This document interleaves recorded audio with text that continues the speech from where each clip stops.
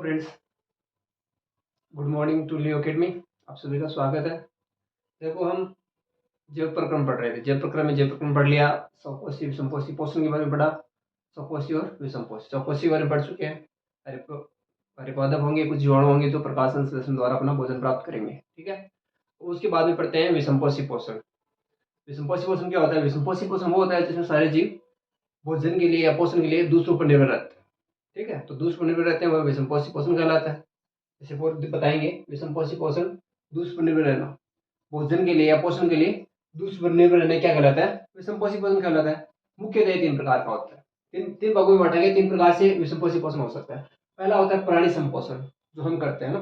प्राणी जीव, जितने भी जीव होते हैं सांस लेने, प्राणी विषम संपोषण होता है। दूसरा होता है मृतजीवी, मरने वाले सड़े गले जो कार्बनिक पदार्थ होते हैं वो होता है। और तीसरा होता है परजीवी, दूसरों के ऊपर निर्भर रहने वाला। अब तीन है, तीनों की परिभाषा देखनी है और कुछ नहीं देखना। प्राणी संपोषण क्या होता है? वे जीव जो सारे भोज्य पदार्थों के लिए दूसरों पर निर्भर रहते हैं, प्राणी संपोषण कहलाता है। अमीबा और मानव इसके अंदर आएंगे और भोजन का निकलेंगे, और भोजन का जितना भी पाचन होगा शरीर के अंदर होगा, वो तो होता है प्राणी संपोषण। फिर हो गया मर्तजीवी पोषण। मर्तजीवी पोषण में क्या होता है? जो जीव है अपना पोषण कहां से प्राप्त करेंगे? जो मरे हुए जीव होते हैं, है ना, सड़े गले जीव, सड़े गले अकार्बनिक पदार्थ, मरे हुए जीव, उससे अपना भोजन प्राप्त करेंगे, वो क्या कहलाएंगे? मर्तजीवी पोषण। जैसे फफूंद, कवक, ये सारे इसके एग्जाम्पल हो गए। ठीक है, उसके बाद में परजीवी। परजीवी का मतलब क्या होता है? दूसरों पर आश्रित रहना। ठीक है, ये क्या करते हैं? या तो दूसरों पर अप्रत्यक्ष रूप से बाहर रहते हैं लपटे हुए, या फिर दूसरे के शरीर के अंदर। तो वे जीव जो दूसरे शरीर के अंदर या बाहर रहकर उसको बिना नुकसान पहुंचाए, उसको क्या करेंगे? नुकसान नहीं पहुंचाएंगे, है ना। बिना नुकसान पहुंचे अपना पोषण या भोजन प्राप्त करते हैं, परजीवी पोषण कहलाते हैं। होते क्या होते हैं? सर में जू लगी रहती है आपकी, परजीवी पादप होता है। जोंक होता है, फीताकृमि होता है, ये सारे क्या कहलाते हैं? परजीवी पोषण कहलाते हैं। ठीक है, विषम पोषण के बारे में तीन परिभाषा मुख्य था, और इसके बारे में हमें ज्यादा नहीं देखना। हमें इसमें पढ़ना होगा सिर्फ एक प्राणी संपोषण, सिर्फ ये पढ़ना है। इसके अंदर दो आएंगे, अमीबा है और मानव। ये दो चीज देखनी है, एक अमीबा देखना है और एक मानव देखना है। ठीक है, अमीबा के बारे में हम यहाँ पे देखते हैं क्या होता है। अमीबा अमीबा एक कोशिकीय जीव होता है, कभी मरता नहीं है, अमर रहता है। जितने काटेगा उतने टुकड़े हो जाएंगे, उतने जीव उत्पन्न हो जाएंगे, वो अमीबा होता है। क्या करेगा? जैसी भी आकृति आपको अच्छी लगे वैसी आकृति बना दो, वो अमीबा कहलाएगी। पदार्थ को देखेगा, अपने पोषण को देखेगा, पाद के नुमा जाएगा, उसको अंदर लेगा। देखो जैसे डायग्राम की दृष्टि बताया गया, ये आपका एक अमीबा बना दिया। ठीक है, ये इसका केंद्र हो गया, ये जीवदर है। अब इसको ये खाना मिला, ये खाद्य कण, इसका ऐसा पोषण मिला, तो इसमें क्या किया आपने? जो ये पाद है, आगे देखो पाद बढ़ाएगा। यहाँ पे सेकंड स्टेप आ गई, पाद बढ़ाए, खाने को क्या लिया? अंदर रिक्तिका बनाएगा। दोनों को अंदर से क्या करेगा? आगे से यहाँ से इसको जोड़ लेगा, जोड़ के खाना है जो उसको अंदर ले लेगा और पोषण कर लेगा। ये अमीबा का पोषण होता है। अगर लिखने की बात करें, नोट्स के रूप में लिखोगे तो क्या लिखना है अमीबा में? भोजन को अपने पादाप की सहायता से घेर लेता है। ये क्या किया? जो किया है ना डायग्राम में, वैसे लिखने। ये भोजन का खाद्य कंडिका, भोजन निका ना पोषण, इसने क्या किया? पादाप, कूटपाद, पादाप या कूटपाद उसकी सहायता से क्या कर रहे हैं? घेर रहा है। ये मैंने लिखा है, भोजन को अपने पादाप की सहायता से घेर लेता है। फिर क्या है? भोजन खाद्य रिक्तिका में चला जाता है, इसको घेरेगा और वापिस ऐड कर लेगा, अंदर जाएगा तो खाद्य रिक्तिका है। भोजन अमीबा के अंदर जो खाद्य रिक्तिका है बन रही है, इसके अंदर भोजन चला जाएगा, वहां पे इसका क्या होगा? पोषण होगा। खाद्य रिक्तिका क्या करती है? जो भी ये भोजन प्राप्त होता है ना, जटिल प्राप्त होता है, कार्बनिक जटिल पदार्थ है, उसको क्या करेगा? सरल कार्बनिक पदार्थों में तोड़ने का काम करेगी। तो खाद्य रिक्तिका क्या करती है? जटिल पदार्थों का विघटन करके सरल पदार्थों में विघटन कर देती है। फिर जो बचा हुआ भाग है अपशिष्ट के रूप में उसको बाहर निकाल देती है। ये अमीबा का होता है। ठीक है, तो विषमपोषी पोषण में मुख्यतः अमीबा छोटा सा है। पाचन, मानव। अब पढ़ेंगे हम, मेन आपका जो चैप्टर स्टार्ट होगा पाचन तंत्र से। पहले पाचन पढ़ेंगे, फिर श्वसन आएगा, फिर उत्सर्जन और वहन तंत्र। ये चार तंत्र है आपके काम आने वाले, ये पढ़ते हैं। ठीक है, देखो अब आगे हम पढ़ते हैं मानव में पोषण। तो मानव में पोषण पाचन की क्रिया द्वारा होगा। ठीक है, तो मानव में जो पोषण होता है, मानव में पाचन होता है, वो 5 प्रकार से होता है। कितने प्रकार से होता है? 5 प्रकार से होता है। सबसे पहले हम क्या करेंगे? भोजन को अंतःग्रहण, मतलब खाएंगे, तो भोजन को खा लिया। ठीक है, खाने के बाद में उसका क्या होगा? पाचन होगा शरीर के अंदर। यहाँ पे जो आपकी अमाशय है, आहार नाल है, उसके अंदर उसका क्या होगा? पाचन। तो दूसरी क्रिया, पहला अंतःग्रहण, दूसरी क्रिया क्या होगी? पाचन। ठीक है, तीसरा फिर क्या होगा? जो पच गया उसको अवशोषण करेंगे ऊर्जा के लिए, तो तीसरी क्रिया हो गई अवशोषण की।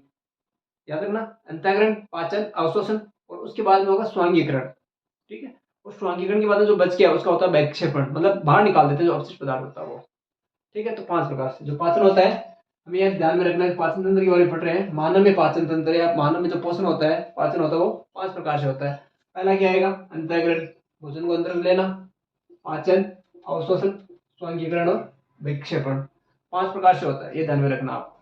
ठीक है, पाचन तंत्र में ये ध्यान में रखना है कि मानव में पाचन कितने प्रकार का होता है? किस प्रकार से होगा? 5 प्रकार से। कौन कौन सा होगा? अंतःग्रहण, अंतःग्रहण के बाद में पाचन होगा, अवशोषण होगा, स्वांगीकरण होगा और विक्षेपण होगा। ठीक है, ये चीज ध्यान में, इसमें एक 4 में एक ध्यान रख लेना, ये जो चौथी चीज है ना आपकी स्वांगीकरण, इसके बारे में थोड़ा ध्यान में रखना। इसमें क्या होगा? तो स्वांगीकरण आपका, स्वांगीकरण क्या? आपका जो ब्लड होता है ना शरीर में, रक्त, हृदय, रक्त, रक्त, ये रक्त में होता है। ठीक है, तो स्वांगीकरण किसमें आएगा? रक्त में। तो हमेशा पूछ सकते हैं आपसे स्वांगीकरण की प्रक्रिया कहाँ पे होती है, शरीर के अंदर स्वांगीकरण की प्रक्रिया कहाँ होती है? 4 ऑप्शन आ जाएंगे। पहला मान लो आ गया आपके पास रक्त, दूसरा आ गया आहार नाल, ठीक है, तीसरा पूछ लेगा अमा से, या चौथा बोल देगा शुद्रांत्र। एक नंबर का क्वेश्चन आ सकता है। तो स्वांगीकरण की क्रिया कहाँ होती है? रक्त में। ब्लड होता है ना, ब्लड, आपको ब्लड में स्वांगीकरण की क्रिया कहाँ होती है? ब्लड में। इसकी सहायता कौन करता है? ये भी क्वेश्चन आ सकता है। ब्लड के अंदर स्वांगीकरण की प्रक्रिया में उसकी सहायता करने वाला अंग कौन सा है? ठीक है, लीवर, आपको यकृत होता है ना, यकृत, लीवर, लीवर या फिर यकृत, ये इसकी सहायता करता है। तो याद रखना, स्वांगीकरण की प्रक्रिया है वो कहाँ पे होगी? रक्त के अंदर, और उसकी सहायता कौन करेगा? लीवर याद करेगा, इतना ध्यान में रखना। ठीक है, बाकी की जो चारों चीजें बच गई आपकी, बाकी चारों चीजें बच गई ना, क्या है? अंतःग्रहण, पाचन, अवशोषण और विक्षेपण, ये सारी किस में होती है? आहार नाल में होती है। ये सारी किसमें? आहार नाल में। और आहार नाल क्या होता है? आहार नाल एक शरीर की सबसे लंबी नलिका होती है, जिसकी लंबाई कितनी होती है? 8 से 10 मीटर। आहार नाल मुख गुहा से लेके गुदा तक 8 से 10 मीटर लंबाई होती है। उसके अंदर कुछ अंग होते हैं और कुछ ग्रंथियां पाई जाती हैं, जो शरीर के अंदर भोजन को ग्रहण करना, पाचन, अवशोषण और ये जो चारों क्रियाएं अंतःग्रहण करने की आहार नाल के द्वारा, पाचन भी होगा, अवशोषण भी होगा और विक्षेपण भी, ये सारी क्रिया किससे होगी? आहार नाल से होगी। तो आहार नाल, आहार नाल क्या होता है? ये मुख्य रूप से मुख गुहा से गुदा तक 8 से 10 मीटर लंबी होती है। इसकी लंबाई ध्यान में रखना, 8 से 10 मीटर। मीटर बोल रहा हूँ, 8 से 10 मीटर बहुत लंबा होता है ना, ध्यान में रखना इस चीज का। 8 से 10 मीटर लंबी होती है, मुख गुहा से लेके गुदा तक 8 से 10 मीटर। अब इसके अंदर कुछ पार्ट्स होते हैं, ये तो है नहीं कि आहार नाल एक लंबी पाइप की नलिका होती है अपने आप काम, उसके अंदर कुछ अंग बने होंगे, अंग है, अंग मिलकर काम करते हैं। कुछ अंग आएंगे और कुछ ग्रंथियां, कुछ अंग है, देखो भाग लेने वाले अंग और ग्रंथियां, इसके बारे में बता रहा हूं मैं आपको। कुछ अंग, पहला मुख से स्टार्ट कर रहे हैं, खाना खाएंगे तो मुख से खाएंगे ना, मुख से खाना खाएंगे तो पहला अंग क्या हो गया? मुख। ठीक है, पहला मुख हो गया। और मुख के अंदर क्या होती है? एक लाल ग्रंथि, तो मैंने लिखा है अंग या ऑब्लिक ग्रंथियां, दोनों चीज होंगी, अंग भी है और ग्रंथि भी है ना। अंग कोई पार्ट हो गया शरीर का, मुख हो गया, खाना खा रहे हैं, इसके अंदर लाल ग्रंथि पाई जाती है, लाल रस होता है, माइलेज में काम मिलेंगे। ग्रासनाल, ये वाला ग्रासनाल हो गया। ठीक है, ग्रासनाल के बाद में अमाशय आएगा, यहाँ पे अमाशय होता है, स्टोमेक, फिर अग्नाशय, यकृत, ये दोनों ग्रंथि फिर आ गई। दो ग्रंथि शरीर की सबसे बड़ी ग्रंथि है, स्वांगीकरण में काम आता है, याद रखना स्वांगीकरण, अभी यहाँ पे होता है ना स्वांगीकरण, यकृत ही काम आता है, शरीर की सबसे बड़ी ग्रंथि। क्वेश्चन पूछ सकते हैं, मानव शरीर की सबसे बड़ी ग्रंथि कौन सी होती है? यकृत। ठीक है, स्वांगीकरण में काम आने वाली अंग कौन सा है? यकृत। ठीक है, तो आहार नाल में भाग लेने वाली ग्रंथियां कौन कौन सी होती है? लाल ग्रंथि, अग्नाशय और यकृत, तीन ही ग्रंथि है ध्यान में। कितनी ग्रंथि? तीन, बाकी सब अंग होंगे। पहला मुख हुआ, ग्रासनाल, अमाशय हो गया, छोटी आंत, शुद्रांत भी बोलते हैं, बड़ी आंत, वर्धांत या गुदाद्वार, ये सारे अंग इसके अंदर पार्ट लेंगे, काम में लेंगे आहार नाल में, ये काम करने की, ये पाचन होगा। अब इसके बारे में, सबके बारे में हम अच्छी तरह से पढ़ेंगे। देखो देखते चलो, पहले इसका डायग्राम बनाएंगे है ना, जैसे मान लो डायग्राम बना रहे हैं, ये आंख हो गया, ज्यादा आगे क्या?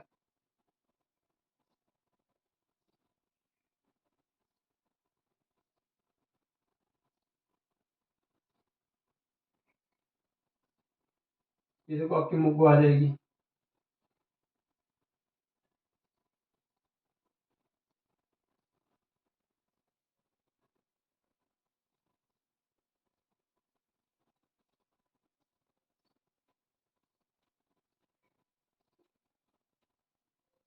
ये आपकी पाचन हो गया।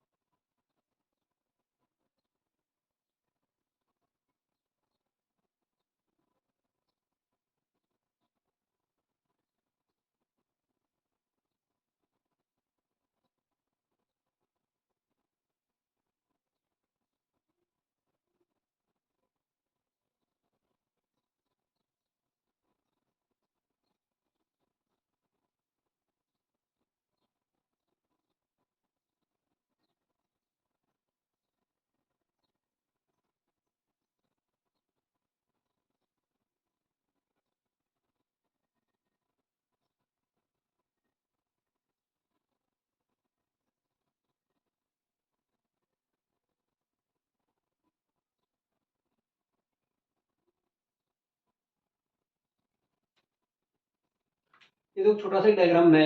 अब इसमें देखो कौन कौन से पार्ट काम लेते हैं। देखो इस नाम लिखना आपको, डायग्राम आना ही आना चाहिए। एक बार नहीं, दो बार नहीं, तीन बार नहीं, 5 बार नहीं, 10 बार बना लेना, लेकिन डायग्राम आना चाहिए। ये सारे नाम है, ये नाम याद होने चाहिए, डायग्राम में लिखने होंगे आपको, इतना तो पता होना चाहिए। इसकी पूरी डिटेल में बात देखो। नाम देखो सबसे पहले क्या आता है। ये मुख हो गया, मुख गुहा बोलते हैं, ठीक है। एक ऊपर ये क्या दिख रहा है आपको, नासा द्वार दिख रहा है, श्वास लेने के लिए नासा द्वार लिख दिया, ठीक है। ये ग्रसनी हो गया, ग्रासनाल हो गया। एक देखो इसमें एक यहाँ पे संरचना पाई जाएगी, एक यहाँ पे, इसको बोलते हैं एपिग्लोटिस।